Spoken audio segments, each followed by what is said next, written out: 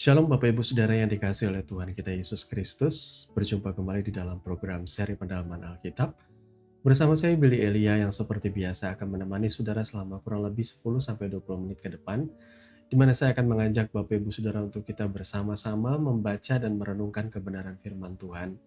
Perikop demi perikop dimulai dari Perjanjian Baru. Dan di dalam seri pendalaman Alkitab kali ini kita memasuki perikop yang ke-112 yang kali ini terambil dari Injil Matius pasal 25 ayat 31 sampai dengan ayat yang ke-46. Apabila Bapak Ibu Saudara sudah mempersiapkan Alkitabnya masing-masing, saya mau mengajak kita untuk membaca nas firman Tuhan ini bersama-sama. Sekali lagi dari Injil Matius 25 ayat 31 sampai dengan ayat yang ke-46 dengan judul perikop penghakiman terakhir. Apabila Anak Manusia datang dalam kemuliaannya dan semua malaikat bersama-sama dengan Dia, maka Ia akan bersemayam di atas tahta kemuliaannya. Lalu semua bangsa akan dikumpulkan di hadapannya, dan Ia akan memisahkan mereka seorang daripada seorang, sama seperti gembala memisahkan domba dari kambing.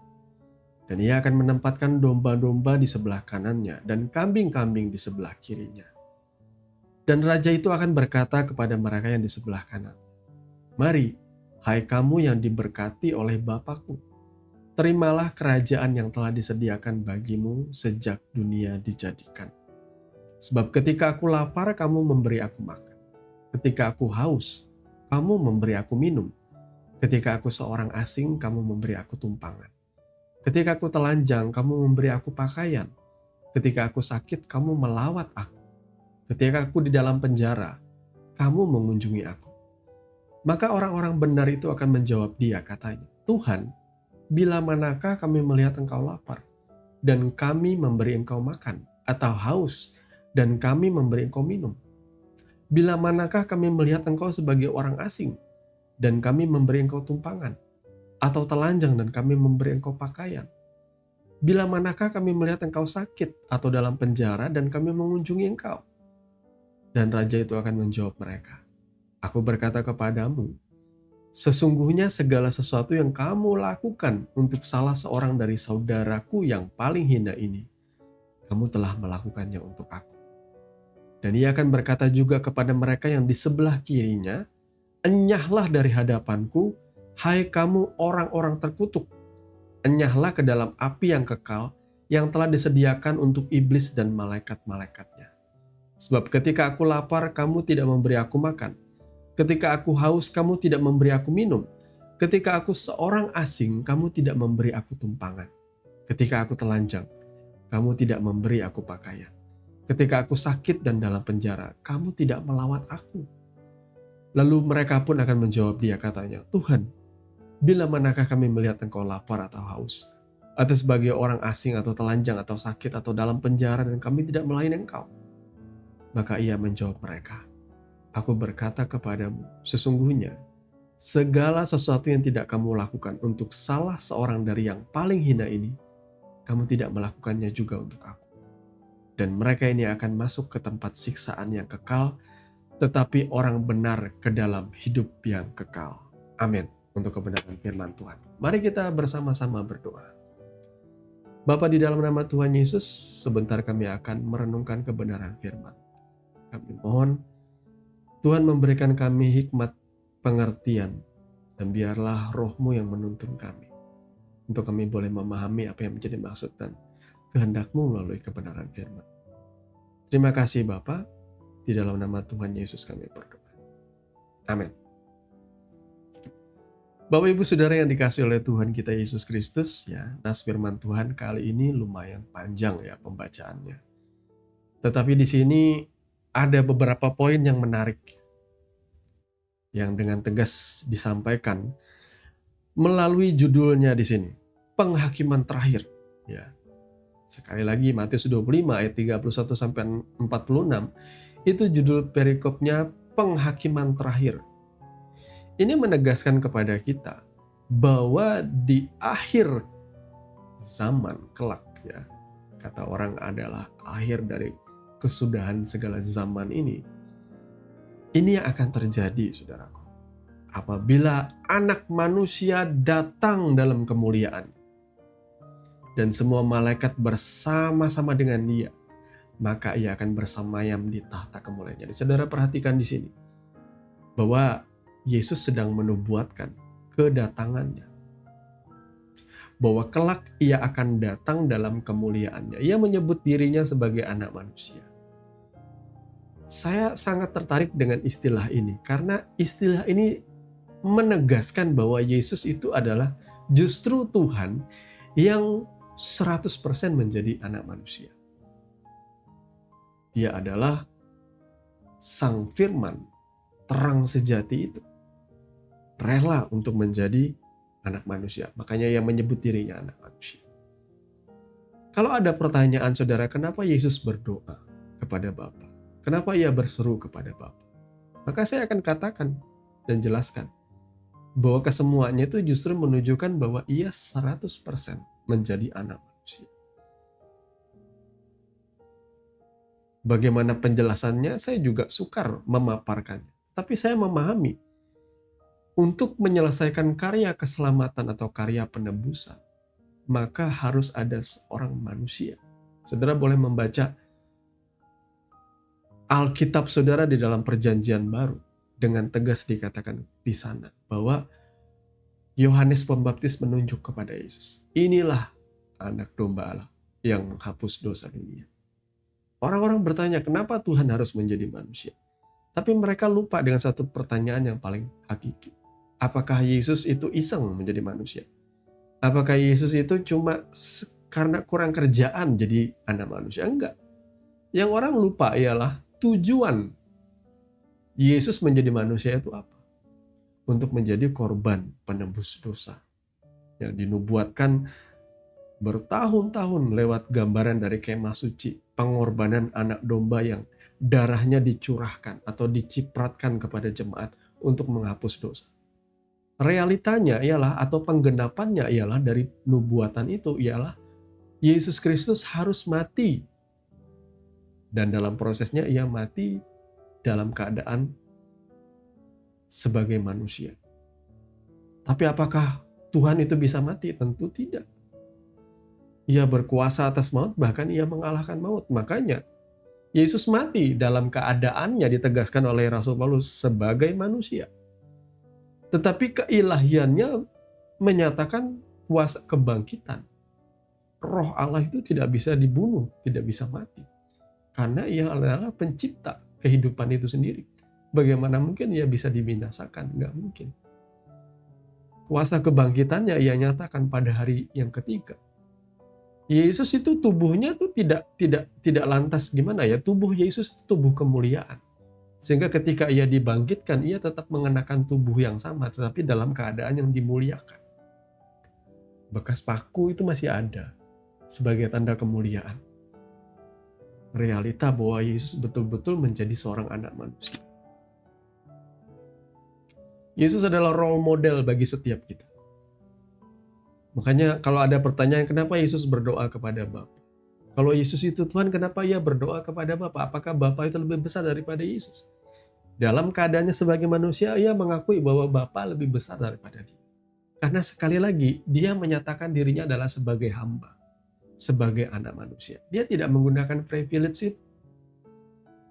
Dia tidak menggunakan privilege atau keistimewaan Dia sebagai seorang Tuhan gitu ya. Dalam menyelesaikan karya keselamatan itu, Dia menyelesaikan betul-betul, Dia merasakan penderitaan, sakit di atas kayu salib tanpa Ia perlu mengizinkan Ia meminum anggur asam itu ya untuk meringankan sakitnya. Dia menolak semua itu. Dia harus menyelesaikan itu dalam kesadaran sempurna sebagai seorang anak manusia. Tidak ada jalan yang menurut saya, kalau saudara belajar Alkitab secara genap, ya dari Kejadian sampai Wahyu, saudara akan memahami bahwa Yesus itu tidak mencurangi hukum, tidak mencurangi apa yang Ia nyatakan dalam firman-Nya. Kalau orang bersalah tentu akan dihukum mati, betul? Orang berdosa tentu akan dibinasakan. Tetapi Di dalam gambaran kitab suci kita ada gambaran mengenai pengorbanan yang bisa menghapus dosa atau mengampuni pelanggaran. Nah, Yesus menggenapi itu. Menyelesaikannya di atas kayu salib. Sehingga setiap orang yang percaya kepada Kristus, maka walaupun kejadian penebusan ini terjadi 2000 bahkan lebih 2000 tahun yang lalu, tetapi iman kita yang percaya bahwa Yesus juga mati bagi saya dan saudara, iman saudara itu akan membenarkan engkau. Engkau percaya bahwa Yesus betul-betul mati bagi saudara. Dan ia pun bangkit, tidak hanya mati, dia bangkit dari maut, dia mengalahkan maut dan dia naik ke surga. Menyatakan kemuliaannya. Karena ia berasal dari surga. Tidak ada orang yang turun ke dunia ini selain daripada dia yang datang dari surga. Siapa dia yang datang dari surga? Ya Allah itu sendirilah, dijelaskan. Saudara ya, di rumah Bapakku banyak tempat tinggal. Dia selalu menggunakan third person ya. Dia selalu menyatakan bahwa di rumah Bapakku. Karena ketika ia mengatakan hal itu, dia sedang mengenakan manusia seutuhnya. Dia mengenakan rupa seorang hamba, menjadi anak manusia dan menyebut dirinya anak manusia. Jadi pengabdiannya selama di bumi ini, dia betul-betul menjadi 100% anak manusia. Makanya dia selalu berkata, Bapa lebih besar daripada. Tapi realitanya, ketika ia ditinggikan, ketika dimuliakan, Yesus dan Bapa itu adalah satu. Setara itu cuma bahasa, bagi saya cuma bahasa Yesus mengatakan ia anak. Itu cuma bahasa karena dia menyatakan dia adalah anak manusia, artinya Tuhan yang berinkarnasi di dalam daging. Tidak ada manusia yang lebih besar daripada Allah, enggak ada. Dia selalu menempatkan dirinya sebagai hamba, sebagai anak.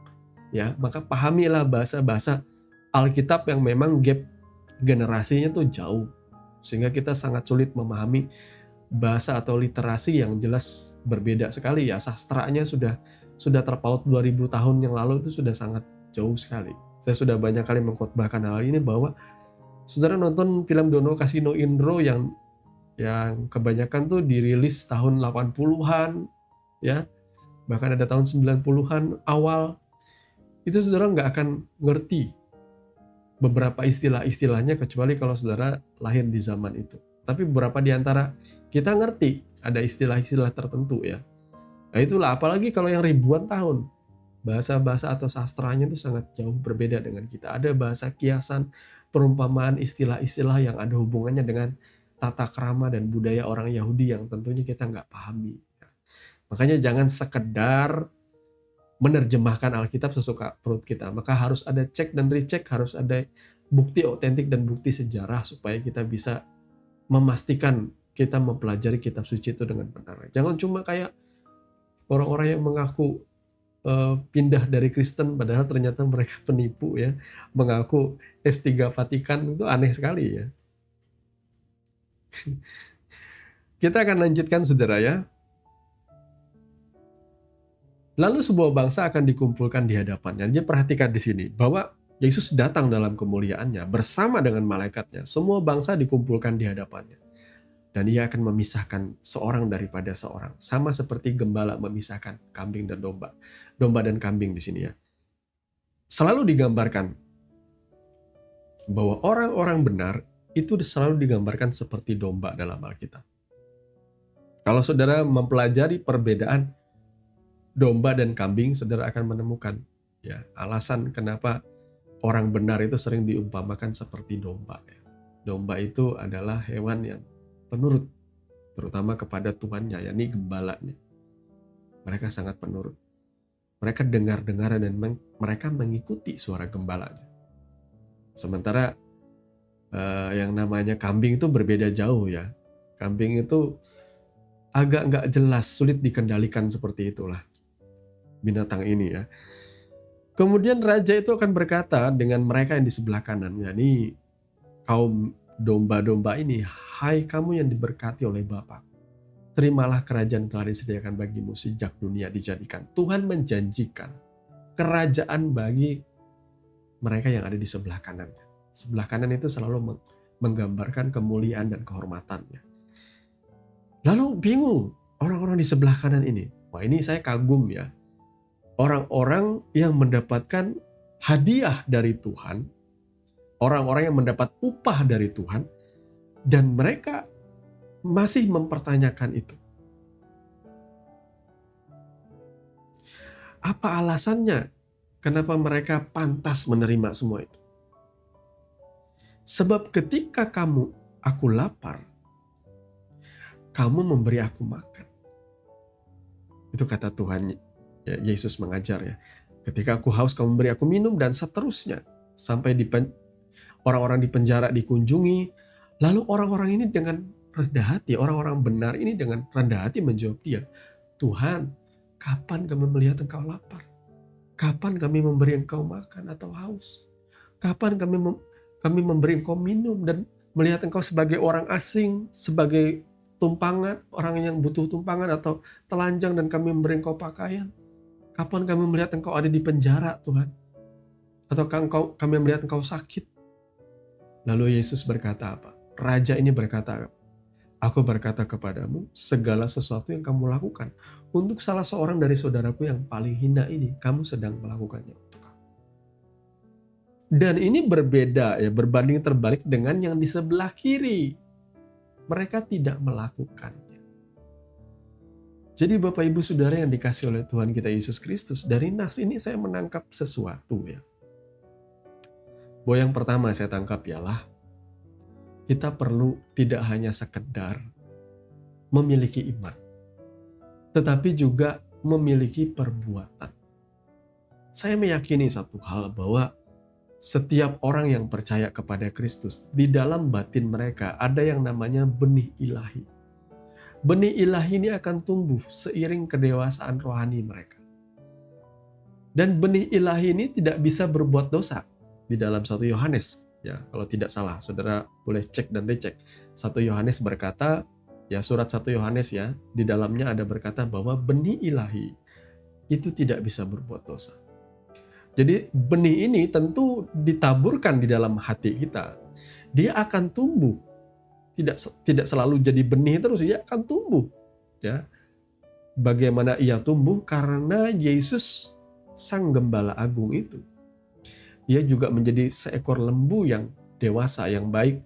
Seekor lembu yang senior yang akan mendidik kita hari demi hari. Sehingga benih itu akan tumbuh menjadi sebuah tanaman. Kemudian tumbuh menjadi pohon. Dan akhirnya akan berbuah-buah.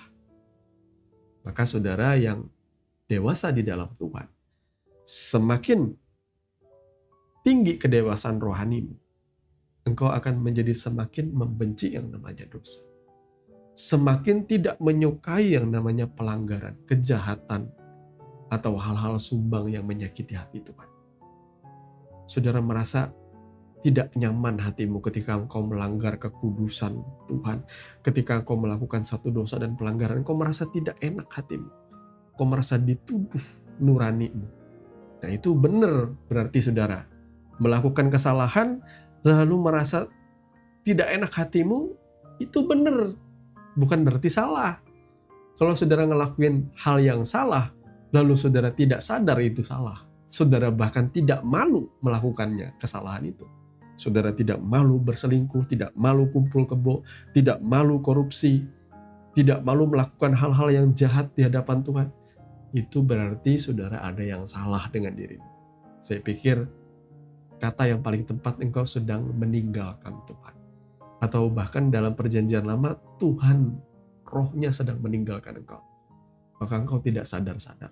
Kalau orang punya roh Allah di dalam batinnya, ia akan menyadari. Karena apa? Roh Allah menginsafkan dia. Roh Kudus itu apa perannya di dalam kehidupan orang percaya? Menginsafkan setiap orang percaya akan dosa dan pelanggaran. Kalau dia melakukan dosa, lalu dia kemudian merasa bersalah. Oh, berarti betul alarmnya tepat. Roh Allah masih ada dalam hidupku. Tapi kalau aku melakukan dosa, pelanggaran, bahkan aku menikmatinya, oh, kita bertanya-tanya, jangan-jangan saudara meninggalkan Tuhan, atau Tuhan rohnya sedang beranjak pergi menjauh dari engkau. Wah, ini mengerikan saudaraku. Di sini perbuatan ya, perhatikan di sini Bapak Ibu Saudara ya. Kalau yang saya lihat di sini, Apa yang disebutkan di sini adalah semua perbuatan baik yang kita lakukan tanpa pamrih. Artinya kita tidak mengharapkan balas jasa. Saudara nggak sedang jadi konten kreator, karena kalau saudara sedang menjadi konten kreator yang menjanjikan uang kepada orang-orang miskin, ya, itu namanya saudara sedang melakukan membuat konten semata. Orang akan bilang saudara baik, tapi itu dipamerkan sama engkau di sosial media. Itu upahmu, kata firman Tuhan. Apapun yang kau lakukan, yang kau pamerkan di depan umum, bahkan di sosial media atau di platform manapun, di video seperti YouTube dan sebagainya, engkau boleh saja dibilang orang baik. Tetapi itu upahmu. Sementara di sini, orang yang di sebelah kanan Yesus, mereka sungguh amat rendah hati ketika Yesus mengatakan bahwa engkau sudah melakukan ini, itu bagiku, engkau sedang memberi aku pakaian, engkau mengunjungi aku di penjara, engkau mengunjungi aku di rumah sakit dan sebagainya. Kapan kami melakukan itu, Tuhan, kata orang-orang di sebelah kanan. Ini bentuk kerendahan hati. Ketika mereka melakukan kebaikan, itu sesuatu yang mengalir dari hati mereka, yang tidak mereka upayakan untuk mendapatkan pengakuan dari manusia atau mendapatkan pujian. Ya, orang kebanyakan pengen melakukan kebaikan dan mereka pamerkan di sosial media. Bagi saya, ya itu baik, tetapi kamu sudah mendapatkan upahmu ketika orang mengagumi engkau. Kata orang sih pencitraan namanya ya. Ya, pencitraan banyak terjadi ketika pemimpin-pemimpin kita, calon kepala daerah atau calon presiden atau calon legislatif ya, berusaha mengumpulkan dukungan suara akan dia, maka mulai pencitraan yang baik-baik. Nah, Tuhan tidak mau seperti itu. Karena Tuhan tidak bisa ditipu. Dia mau pribadi-pribadi ini betul-betul. Makanya Yesus mencanangkan apa? Jangan engkau berbuat baik supaya dipuji orang. Jangan engkau mencanangkan memberi atau bersedekah sambil engkau mempertontonkan itu. Jangan engkau suka seperti orang Farisi berdoa di pertigaan jalan supaya dilihat orang dan orang berkata, oh ternyata dia orang baik, orang alim ya, orang yang sungguh doanya luar biasa. Tuhan membenci hal-hal yang seperti itu, walaupun itu baik kelihatannya, tetapi Tuhan tidak suka. Itu tujuannya, motivasinya sudah kelihatan sekali. Nah, beda halnya sama orang yang di sebelah kiri Yesus. Mereka tidak melakukan perbuatan-perbuatan baik ini. Artinya mereka tidak memiliki buah dalam hidupnya. Nah, sekali lagi Bapak Ibu Saudara yang dikasihi oleh Tuhan kita Yesus Kristus, khotbah kebenaran firman Tuhan yang disampaikan kali ini betul-betul menyambung dengan yang kemarin-kemarin kita sampaikan. Tuhan tidak hanya pengen kita sekedar percaya, bertobat, lahir baru, mengalami kasih mula-mula, bertumbuh, dan sampai di situ tidak. Tapi harusnya kita juga menjadi orang-orang yang mengeluarkan buah-buah perbuatan dan kebaikan, buah-buah pertobatan, buah-buah keselamatan. Ya, saya percaya buah-buah itu kebanyakan bicara soal karakter kita yang diperbaharui. Ya, banyak orang yang saya lihat, saya punya teman sepermainan, teman SMP ya. Saya kenal dia di zaman SMP itu luar biasa nakal sekali. Teman saya nakal banget.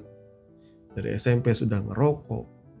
Ya itu SMP kita tuh di sekitar awal tahun 90-an saudara ya. Suka ngerokok, suka miras. Bahkan anak SMP maaf ya, sampai di era itu bandel banget ya. Di era itu bandel banget saudara ya. Suka berhubungan dengan PSK. Kan itu aneh sekali ya. Kalau di zaman sekarang saya nggak tahu ya. Zaman sekarang tentu kemajuannya lebih luar biasa, lebih gila sekali. Tapi di zaman dulu itu luar biasa bandelnya. Ngerokok, miras, pakai PSK gitu ya. Sampai dia juga mencoba obat-obatan terlarang yang memang walaupun itu kelas low ya. Tetapi itu juga sudah luar biasa. Belum lagi ngelawan guru. Zaman dulu ngelawan guru ya diajak guru duel ya. Dihajar guru. Nah, kalau pulang ke rumah ditambahin sama orang tuanya. Kalau sekarang ya nggak bisa sembarangan ya, orang ngelawan guru ya dilapor ke Komnas Perlindungan Anak. Itu beda ya zamannya, ya beda. Tetapi teman saya ini bandel sekali dia. Sampai SMP, SMA, walaupun saya nggak satu SMA, tapi saya mendengar kenakalannya terus berlanjut. Sampai akhirnya tiba ketika kita sama-sama masuk jenjang kuliah. Nah, di situ dia bertobat, dia menerima Yesus. Ketika sebelum dia masuk kuliah, ya kelas 3 SMA itu menjelang akhir selesai, dia terima Yesus. Nah, ketika dia menerima Yesus, ada satu perubahan yang terjadi yang luar biasa dalam hidupnya. Yang saya lihat ialah orang ini nggak bisa berhenti ngerokok, tapi dia tiba-tiba bisa berhenti ngerokok, bisa berhenti minum minuman keras. Tidak ada dihipnotis, saudaraku ya. Bagi saya memang fenomena seperti ini, fenomena lahir baru itu, ketika orang mengalami cinta mula-mula, mereka haus akan Tuhan dan mereka tidak lagi tertarik dengan hal-hal dunia yang memuaskan dagingnya. Ada perubahan luar biasa dari sisi karakternya. Kenakalan-kenakalannya kayak hilang sama sekali. Kayak buah-buah kebaikan, menolong orang. Nah, itulah saudaraku yang saya bilang sebagai menjadi orang Kristen, menjadi orang percaya itu ada perubahan yang terjadi dari dalam. Biasanya orang lahir baru merasakan hal ini. Hanya saja masalahnya mereka tidak menjaga itu. Cinta mula-mulanya tidak dipertahankan dengan istilahnya tuh memupuk atau memasang pondasi yang kuat di dalam kekristenannya. Mereka tidak melakukan itu sehingga akhirnya kerohaniannya mati di tengah jalan. Banyak yang imannya mati, banyak yang bibitnya tuh mati dihimpit oleh kekhawatiran, kemudian mati karena jatuh di atas tanah yang berbatu-batu. Itu perumpamaan semua, saudara ya. Oleh tekanan hidup, oleh pergaulan yang salah. Maka perhatikan sekali lagi. Jadilah orang percaya yang memiliki buah. Dan engkau tidak sombong dengan buah itu.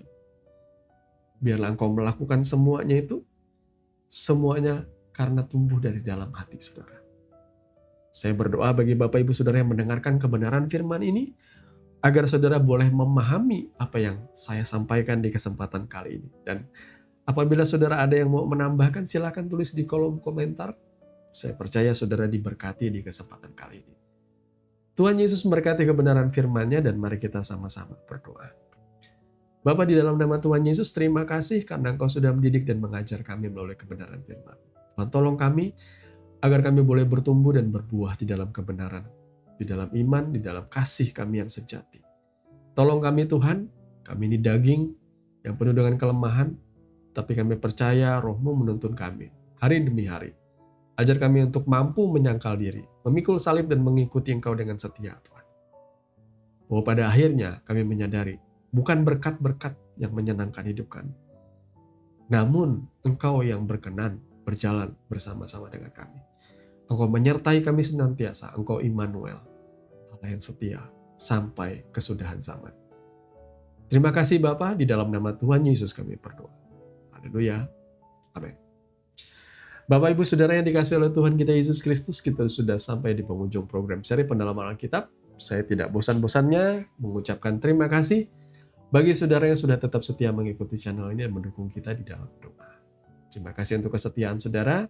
Sampai bertemu lagi di dalam seri pendalaman Alkitab yang berikutnya. Akhirnya saya Billy Alia pamit. Kiranya kasih karunia di dalam Tuhan kita Yesus Kristus melimpah di dalam kehidupan saudara senantiasa. Shalom.